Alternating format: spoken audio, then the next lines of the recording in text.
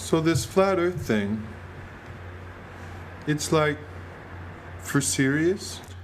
Honestly, Ted, I really don't know. But one thing that seems to be happening, like with B.O.B., is that they fuck with his Twitter account and other flat earthers too, such as ODD TV on YouTube. With ODD, they snubbed him off YouTube 3 times. The first 2 times he got his account reinstated. He is a leading content creator on the issue, and he's been wiped, probably because trolls were mischievously flagging his content. But the larger issue for me is that where there is suppression, I start to get curious. Suppression indicates a pressure gauge of control. Control of what? YouTube views?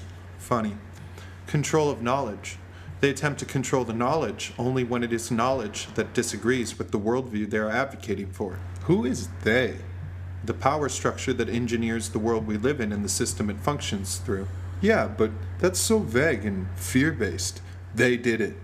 They are coming for me. You know? Hey man, they live.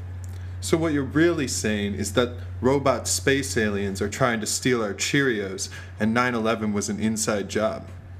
It's funny you mentioned 9/11 because it was so instrumental in passing the Patriot Act 1 and 2, which removed a lot of civil liberties in the name of national security.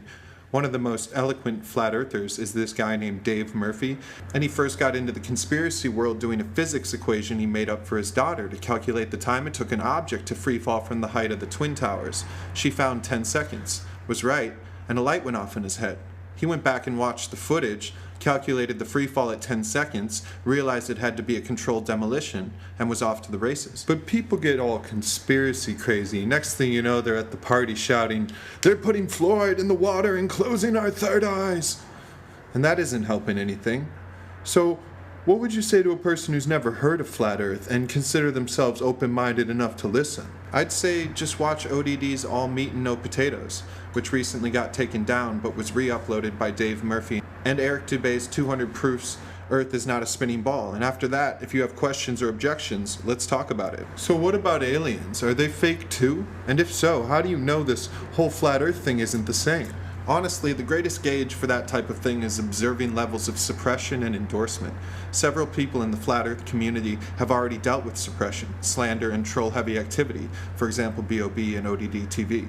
But then on the UFO side, you got Bill Clinton talking to Jimmy Kimmel about UFOs. That famous speech by Ronald Reagan to the UN, where he says UFO visitors would unite the world. Carl Sagan writing Contact with the famous quote, "If there's not life out there, seems like an awful waste of space." And that eerie image of Hillary Clinton holding a UFO book talking to Lawrence Rockefeller. And most recently, Scientist Globe Earther poster boy Michio Kaku going on Fox News speaking of the likelihood of alien invasions due to the immense vastness of the universe. I don't know. Flat Earth?